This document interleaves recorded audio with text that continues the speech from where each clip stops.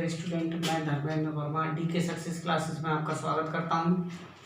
आज मैंने DElEd third semester का मैथ्स का एक टॉपिक उठाया है, अनुपात एवं समानुपात। ठीक है, और इस वीडियो में हम अनुपात एवं समानुपात पे डिस्कशन करेंगे। तो अनुपात होता क्या है? अनुपात मतलब रेशियो। ठीक है, अनुपात क्या होता है?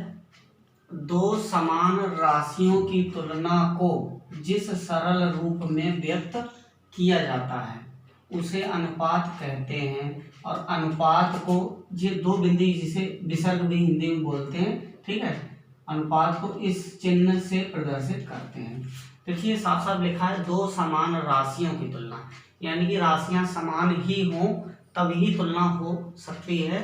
ठीक है, जैसे मान लिया लिखा है कि राशि a, b है। कोई भी राशि मान सकते हैं, कोई भी नंबर मान सकते हैं, राशि और b है।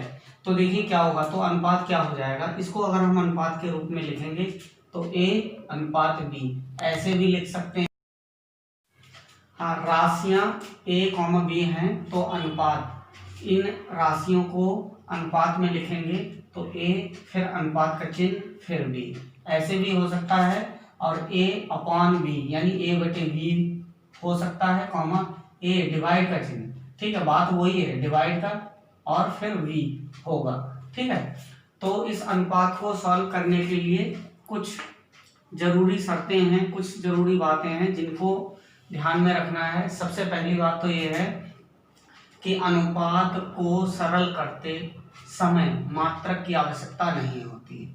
यानी कि जब भी हम कोई दो राशियों का अनुपात निकालेंगे तो उसका जो आंसर होगा वो केवल अनुपात में ही लिखा जाएगा, मात्रक नहीं लिखा जाएगा। दूसरी बात यह है कि सजातीय पद ही हो, सजातीय पद का मतलब एक जैसे ही हो, तभी उनका अनुपात निकाला जा सकता है। जैसे हम क्वेश्चन लेते हैं, एक एग्जाम्पल। ठीक है, जैसे यहाँ लिखा है 1 रुपये व 50 पैसे का अनुपात क्या होगा, अनुपात क्या होगा। ठीक है, एक क्वेश्चन है। तो देखिए अभी मैंने बताया कि सजातीय पद होने चाहिए, यानी कि एक जैसे होने चाहिए।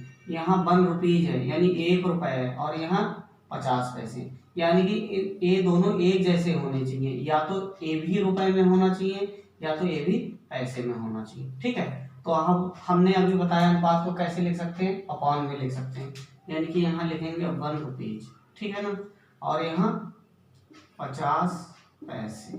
ठीक है ना। अब देखिए 1 रुपए में कितने पैसे होते हैं, 100 पैसे। ठीक है ना, 100 पैसे, और यहाँ 50 पैसे। ठीक है ना। अब सजातीय पदों यानी कि एक जैसे मात्रक हो गए, अब इनका अनुपात हम निकाल सकते हैं। ठीक है, 50 एकम 50 और 50 दूनी 100, यानी कि इसका अनुपात आया 2/1 या फिर 2/1।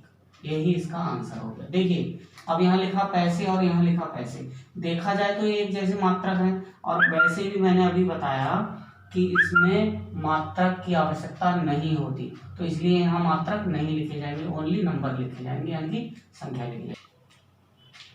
एक बाई मिस्टेक 1 की जगह 3 लिख गया। ठीक है, यहाँ 1 है। ठीक है, 2/1। एक हम दूसरा क्वेश्चन लेते हैं और एग्जाम्पल।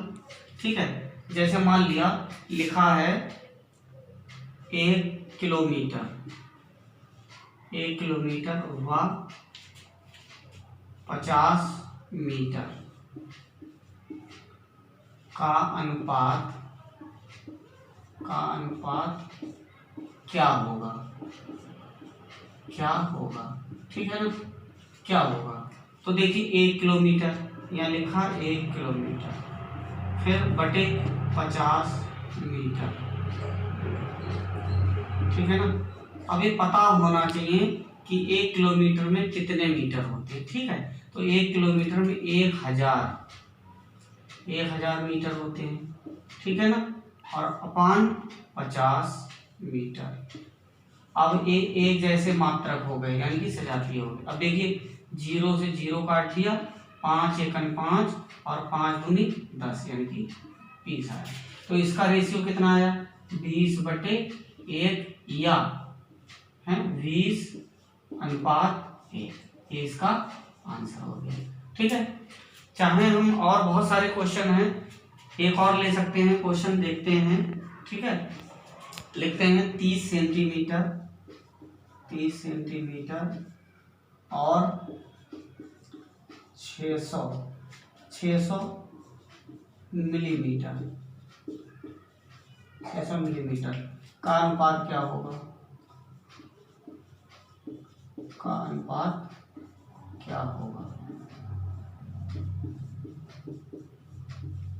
देखिए अभी हमने बताया है कि यहाँ पर सेंटीमीटर और यहाँ पर मिलीमीटर, तो पहले इनको एक जैसा करना है, यानी कि या तो इसको मिलीमीटर में चेंज कर लीजिए या तो फिर इसको सेंटीमीटर में चेंज कर लीजिए। ठीक है, तो देखिए हम कैसे लिखेंगे 30 सेंटीमीटर हो गया ना, 30 सेंटीमीटर।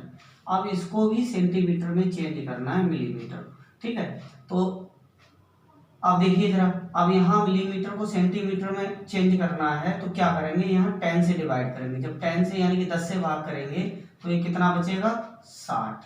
ठीक है ना, तो यहाँ हो गया 60 सेंटीमीटर।